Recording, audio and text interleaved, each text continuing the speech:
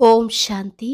4 अक्टूबर 2022 के ईश्वरीय महावाक्य। पहले सुनते हैं मुरली के मुख्य पॉइंट्स। बाबा ने कहा, जो ब्राह्मण बनते हैं वही फिर देवता भी बनते हैं, परंतु कोई सब थोड़े ही ब्रह्मा कुमार कुमारी बनेंगे। यह तो पढ़ाई है। बाप कितना अच्छे से समझाते हैं, परंतु जब अच्छी तरह बैठ सुने तभी इस ज्ञान को पूरी रीति समझ सकते हैं। यह पढ़ाई भी है और यज्ञ भी। जैसे उस यज्ञ में पिछाड़ी में तिल घृत आदि सब आहुति में डालते हैं, ऐसे इस रूहानी यज्ञ में सारी दुनिया ही स्वाहा हो जाएगी। फिर बाबा ने कहा, मेरी मत सबसे न्यारी है। मैं ही तुमको शूद्र से ब्राह्मण बनाकर फिर श्रेष्ठ देवता बनाता हूँ।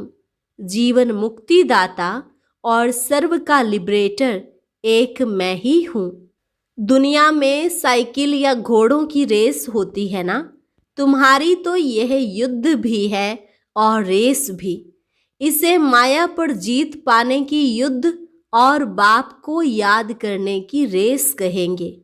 अगर तुम अभी पवित्र बनेंगे तो 21 जन्मों की राजाई मिलेगी। कोई कम बात है क्या? खुशी से पवित्रता का कंगन बांधना है। विकार का हथियाला अब कैंसिल करना है, लेकिन आहिस्ता आहिस्ता युक्ति से चलो, जिससे खिटपिट भी ना हो, दोस्ती भी रहे और अपने आप को छुड़ाते भी रहो। और लास्ट में बाबा ने कहा, तुम बच्चों को खुशी से कहना चाहिए कि बाबा, आप हमको स्वर्ग में ले जाते हो तो हम आपकी क्यों नहीं मानेंगे। सर्व को सुख देने वाला एक बाप ही है, तो बाप से सुखधाम का वर्षा लेना चाहिए। और अब सुनते हैं महावाक्यों को विस्तार से। मुरली का सार। मीठे बच्चे, तुम्हें बाप को याद करने की रेस करनी है। बाप को भूलेंगे तो माया का गोला लग जाएगा। प्रश्न, इस ड्रामा के किस गुह्य रहस्य को तुम बच्चे ही जानते हो? उत्तर, तुम जानते हो इस ड्रामा में भिन्न भिन्न वैरायटी एक्टर हैं। हर एक का अलग अलग पार्ट है। एक का पार्ट, एक के फीचर्स दूसरे से नहीं मिलते हैं। जो ऑलराउंडर हीरो पार्टधारी हैं उनका ही गायन है। बाकी जो थोड़ा समय 1-2 जन्म पार्ट बजाते वे कमजोर पार्टधारी हुए। सभी पार्टधारियों में परमात्मा व्यापक हो, अकेला ही डांस नहीं करता। वह तो इस बेहद ड्रामा का डायरेक्टर है। वह नाम रूप से न्यारा नहीं। अगर न्यारा हो तो यह जो गायन है, तुम्हारी गत मत तुम ही जानो, वह रोंग हो जाए। ओम शांति। जैसे बाप ने कहा है कि मैं साधारण बूढ़े तन में आता हूँ, अर्थात जिसकी वानप्रस्थ में रहने की अवस्था होती है। वानप्रस्थ अर्थात वाणी से परे, वह तो हुआ निर्वाण धाम, सुख धाम, दुख धाम अर्थात जहाँ मनुष्य रहते हैं। सुख धाम में मनुष्य रहते हैं, वहाँ उन्हों को सुख मिलता है, तो नाम सुख धाम रखा है। धाम में कोई रहते हैं। अच्छा, फिर शांति धाम कहते हैं। वहाँ तो मनुष्य रहने वाले नहीं हैं। शांति धाम कहने से फिर सिद्ध होता है वहाँ आत्माएं रहती हैं। वहाँ मनुष्य रह नहीं सकते। ऐसे नहीं कि मनुष्य सतयुग में शांति में रहते हैं तो कोई गुफा में रहते हैं, वह मन को अमन कर देते हैं। नहीं, वहाँ तो है ही एक अद्वैत धर्म, द्वैत की बात नहीं। फिर जितने धर्म बढ़ते जाते हैं तो द्वैत बढ़ता जाता है। जहाँ द्वैत है वहाँ अशांति है। वानप्रस्थ उनको कहा जाता है निर्वाण धाम। अब तुम बच्चों को पता है कि हम आत्माओं को रहना निर्वाण धाम में होता है। उनको फिर मुक्ति धाम कहा जाता है। वहाँ शांति में तो सिर्फ आत्माएं रहती है। सुख धाम में तो शरीर है ना। शरीर के साथ कभी शांति रह नहीं सकती। हठ योग, प्राणायाम आदि चढ़ाकर 10-20 दिन व मास भी रहते हैं, परंतु कहाँ तक शांति में रहेंगे? मुक्ति, जीवन मुक्ति में तो जा न सके। यह ड्रामा है ना।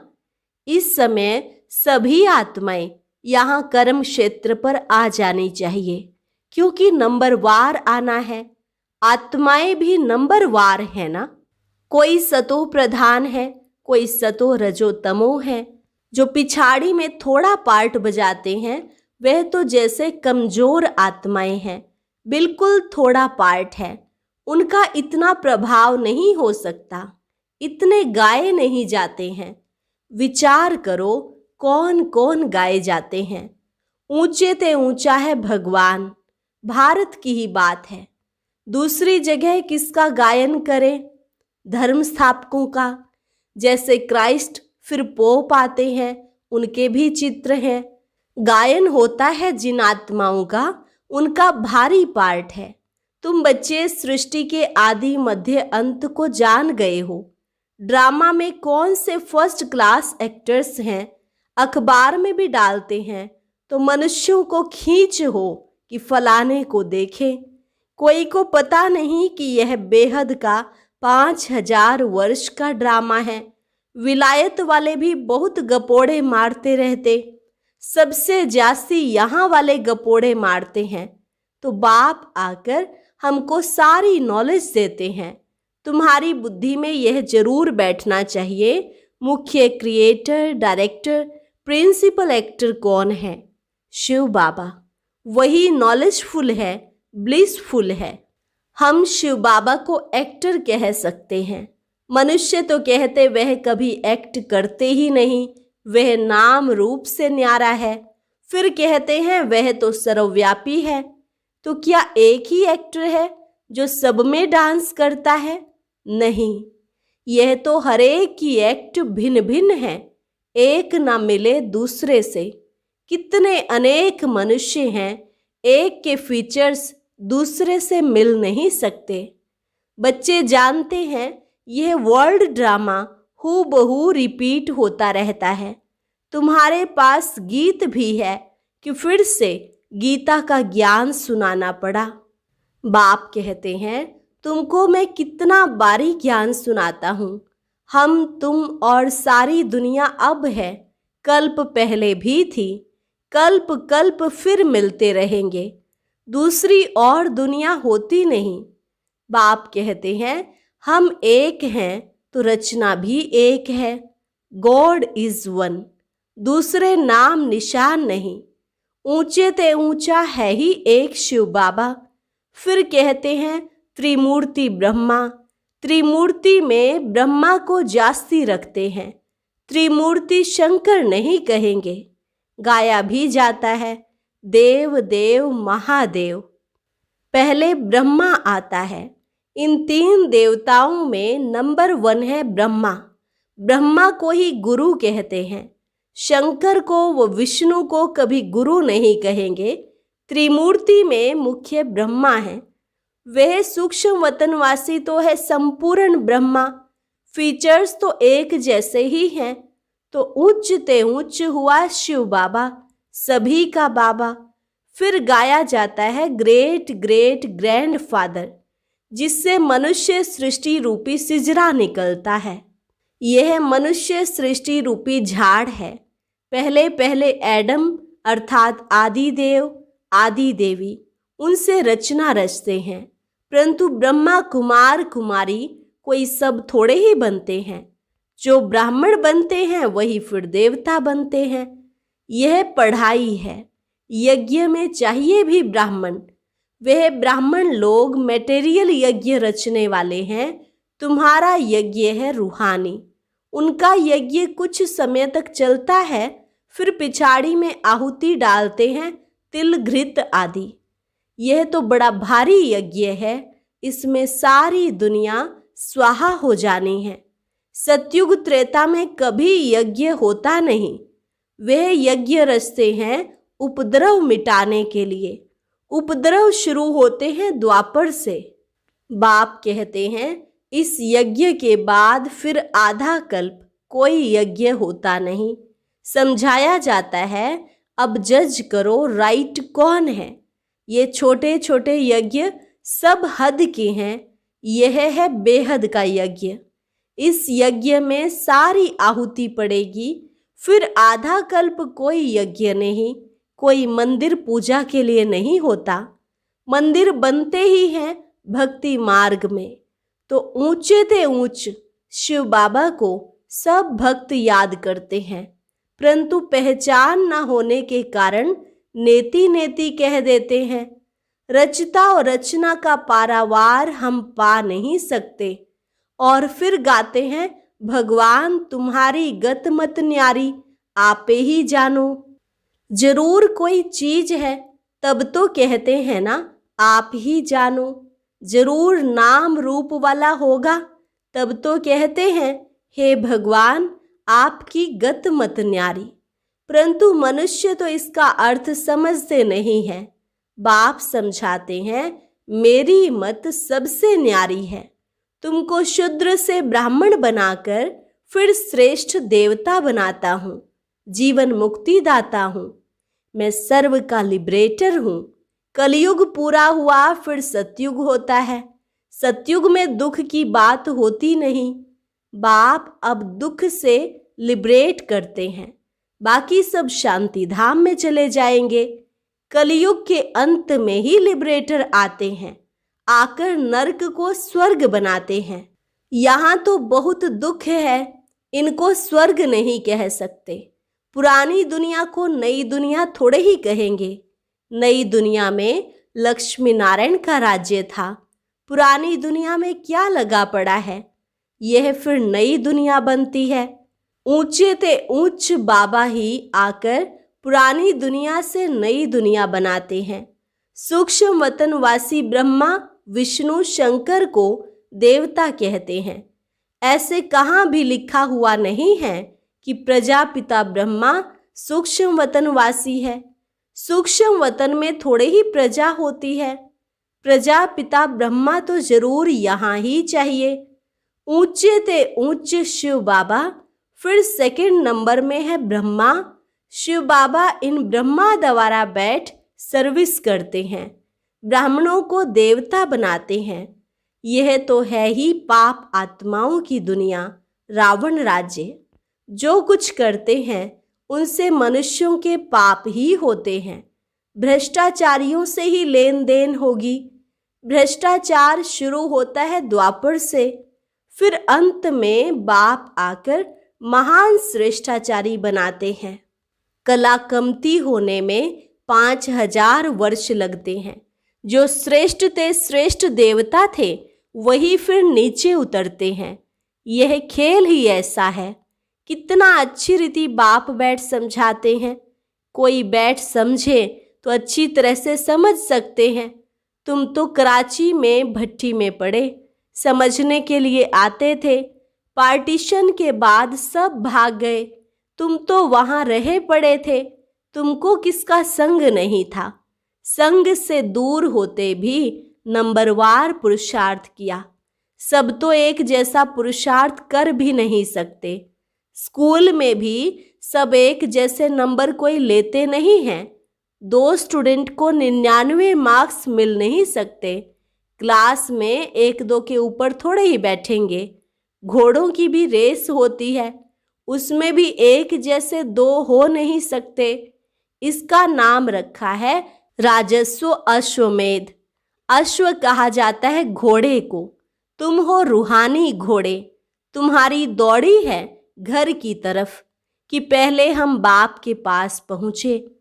वहाँ तो साइकिलों की, घोड़ों की रेस होती है, युद्ध की भी रेस होती है। तुम्हारी युद्ध की युद्ध, रेस की रेस है। तुम्हारी माया पर जीत पाने की युद्ध है और बाप को याद करने के लिए ही कहा जाता है। कोई यह नहीं कहा जाता कि गुरु नानक को याद करो या कोई और को याद करो। सर्व का सद्गति दाता एक है। वास्तव में सर्व पर दया करने वाला भी एक है। सर्व का सद्गति दाता पतित पावन भी एक है। उन्होंने अपने ऊपर नाम रखाया है तो झूठा हुआ ना। सर्व को सुख देने वाला एक है। सुख धाम में भी बाप ही ले जाते हैं, तो बाप से ही सुख धाम का वर्षा लेना चाहिए। आधा कल्प रावण ने श्राप दिया है, अब बाप से वर्षा लो। यह तो है ही पाप आत्माओं की दुनिया, देवताओं की है पुण्य आत्माओं की दुनिया। पाप की दुनिया में पुण्य होता नहीं। यह तो गपोड़ा मारते रहते हैं कि फलाना मरा स्वर्गवासी हुआ। अरे स्वर्ग है ही नहीं तो फिर स्वर्ग में जन्म कैसे मिलेगा? यह भी समझने वाला समझे। समझने के लिए कोई यहाँ बैठना नहीं है। भले विलायत में रहो, परंतु 7 रोज बाबा के संग में जरूर रहना पड़े, क्योंकि संग तारे कुसंग बोरे। अगर तीर लग गया तो कहेगा और 7 रोज रहना है, तो बाबा परीक्षा भी लेते हैं कि पूरा निश्चय है, दिल लगती है, तीर लगता है। बाप पढ़ाते हैं। अरे बाप के पास तो रहना चाहिए ना। जब पक्का रंग लग जाए तो विलायत में भी जा सकते हैं। अभी पवित्र बनेंगे तो 21 जन्मों की राजाई मिलेगी। कम बात है क्या? एक जन्म पवित्र बनो, कोई बड़ी बात है? बाबा युक्तियां तो बहुत बताते हैं। आहिस्ते आहिस्ते युक्ति से चलो, जिससे खिटपिट ना हो, दोस्ती भी रहे और अपने आप को छुड़ाते भी रहो। बाबा रांझू रमजबाज है, तो रमज युक्ति बताते हैं, ऐसे ऐसे करो। बहुत बच्चियां भू भू करके पति को ले आती हैं, फिर पति स्त्री के चरणों पर गिरते हैं कि इसने मुझे बचाया। वह ब्राह्मण तो विकार का हथियाला बंधवाते हैं। यहाँ ब्रह्मा और ब्राह्मण हथियाला बांधते हैं पवित्रता का, वह कैंसिल करते हैं। बच्चे कहते भी हैं, बाबा आप हमको स्वर्ग में ले जाते हो, आपकी हम क्यों नहीं मानेंगे? खुशी से पवित्रता का कंगन बांधते हैं। अच्छा, मीठे मीठे सिक्की लधे बच्चों प्रति मात पिता बाप दादा का याद प्यार और गुड मॉर्निंग। रूहानी बाप की रूहानी बच्चों को नमस्ते। रूहानी बच्चों की रूहानी बाप दादा को नमस्ते नमस्ते, गुड मॉर्निंग। धारणा के लिए मुख्य सार। पहली पॉइंट, पवित्र बनने की युक्ति आप ही रचनी है। 21 जन्मों की राजाई के लिए पवित्रता की प्रतिज्ञा करनी है। दूसरी पॉइंट, श्रेष्ठ ते श्रेष्ठ बनने के लिए श्रेष्ठाचार्यों से लेन देन करनी है। बाप के संग में रहकर निर्भय बनना है। वरदान, सर्वशक्तिमान के साथ की स्मृति द्वारा सदा सफलता का अनुभव करने वाले कंबाइंड रूपधारी भव। सर्वशक्तिमान के साथ की स्मृति द्वारा सदा सफलता का अनुभव करने वाले कंबाइंड रूपधारी भव। सर्वशक्तिमान बाप को अपना साथी बना लो तो शक्तियां सदा साथ रहेंगी, और जहां सर्व शक्तियां हैं वहां सफलता ना हो, यह असंभव है। लेकिन यदि बाप से कंबाइंड रहने में कमी है, माया कंबाइंड रूप को अलग कर देती है, तो सफलता भी कम हो जाती है। मेहनत करने के बाद सफलता होती है। मास्टर सर्वशक्तिमान के आगे सफलता तो आगे पीछे घूमती है। स्लोगन, सबकी दुआएं लेनी है तो हाँ जी करते हुए सहयोग का हाथ बढ़ाते चलो। सबकी दुआएं लेनी है तो हाँ जी करते हुए सहयोग का हाथ बढ़ाते चलो। अच्छा, और अब यह एक बहुत अच्छी वीडियो भी जरूर देखें।